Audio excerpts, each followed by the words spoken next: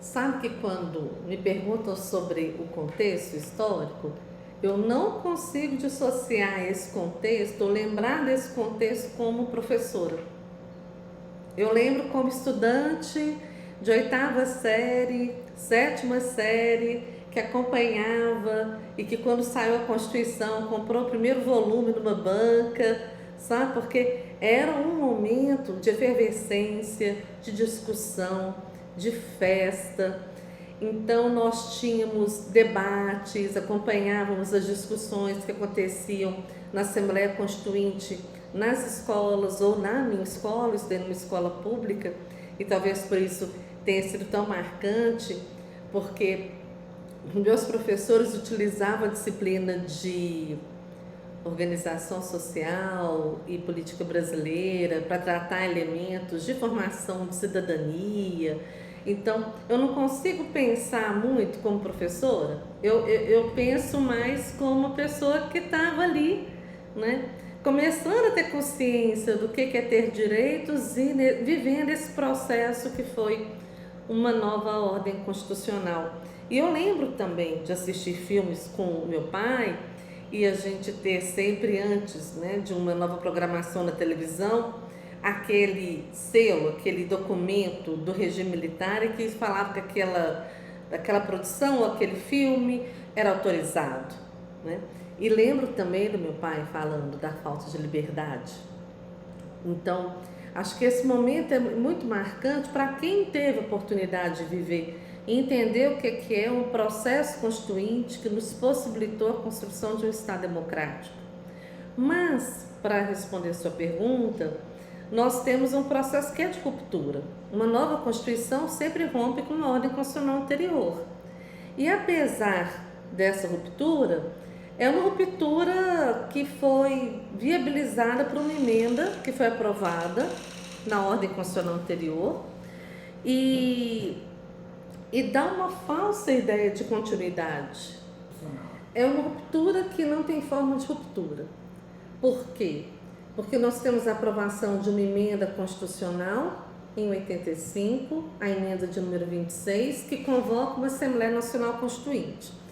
Então, por que eu digo que não foi ruptura? Porque uma emenda à Constituição, ela traz alterações do texto constitucional vigente. E essa alteração convoca uma Assembleia e dá uma ideia, formalmente, de uma continuidade, mas não é uma continuidade. Quando a Assembleia Nacional Constituinte se instaura e começa as atividades de 1º de fevereiro de 87, ela o faz com toda a liberdade e como a gente ensina para os alunos, que o poder constituinte, originário, é ilimitado, incondicionado, ela o fez de forma totalmente limitada e incondicionada em relação à ordem constitucional anterior. E foi uma Assembleia, um período constituinte longo, foi o período constituinte, se não me engano, mais longo da nossa história. Ele começa em 1º de fevereiro de 87, a Constituição vai ter o seu texto final aprovado em 22 de setembro de 88 e promulgada dia 5 de outubro. Uma Constituição que traz muitas inovações, tem um texto muito longo, mas um texto que reflete a riqueza dos debates, a variedade dos debates, e eu acredito muito que a demanda pelo reconhecimento de direitos, pela necessidade de revisar naquele processo constituinte normas que não necessariamente deveriam estar na Constituição, mas que precisavam de modificação naquele momento. Então, a nossa Constituição acaba tratando, por exemplo, de temas de direito civil, de direito penal, de direito processual, de direito eleitoral e por aí em diante, né? Mas eu acredito que foi um período único. E tendo sido um período único, eu acho difícil a reprodução, eu não consigo imaginar hoje, no contexto de uma sociedade tão polarizada, nós temos um processo constituinte dialógico, aberto, plural e não violento, não agressivo, não é? Eu não consigo imaginar uma reprodução desse processo nos dias de hoje, infelizmente. A Assembleia ela foi, instalada a partir de uma composição da Câmara do Senado que já estava definida. Então, não há requisitos para um exercício do poder constituinte originário. ele se auto-organizou por meio da adoção de um regimento interno para viabilizar a atuação dos vários deputados e senadores e deputadas e senadoras. Agora eu não sei se tem senadora mulher, eu lembro que são 25 mulheres na Assembleia Constituinte, mas eu não sei se senadora tinha alguma, sabe?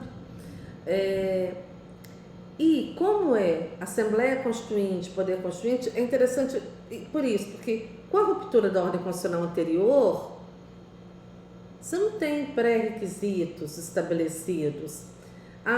Ou seja, o poder constituinte que é exercido pela Assembleia Nacional Constituinte define sua forma de trabalho. Agora, se o pressuposto, como era a de elaboração de uma Constituição para o Estado democrático, os requisitos mínimos são de estruturação de normas que garantam participação paritária, devido processo constituinte, como um desdobramento aí do devido processo legislativo e legal, uma postura dialógica, fundamentação das decisões, ou seja, contraditória, ou seja, respeito aos direitos fundamentais e, sobretudo, aos direitos fundamentais processuais, que asseguram que, ao final, o provimento ou o ato final, que é a Constituição, seja ela própria também resultado de um processo democrático. Eu acho que isso é importante. Uma Constituição que estrutura, organiza um Estado democrático de direito não pode nascer de um processo autoritário. E a nossa Constituição nasce de um processo amplo, plural, participativo, Então, nesse sentido, ela honra, esse processo honra essa Constituição. Eu não sou uma grande estudiosa desse aspecto, mas eu acho que muito nos influenciou, porque quando a gente pega para estudar as obras de direito constitucional que eram mais lidas, estudadas, nós tínhamos muito pouca produção teórico-científica de direito constitucional, apesar de termos grandes constitucionalistas, professor Raul Machado Horta, professor José Alfredo de Oliveira Baracho, que escreviam sobre um direito constitucional geral, de uma teoria geral da Constituição, de uma teoria geral do direito constitucional. Quer dizer, a gente não tem até por conta do processo autoritário, não existe uma liberdade de discussão sobre temas como constitucionalismo, que está vinculado necessariamente ao reconhecimento de direitos fundamentais. E Portugal já vivia essa experiência. Então, nós vamos encontrar em Portugal referências como os professores Jorge Miranda, Canotilho, muito fortes na própria Constituição portuguesa.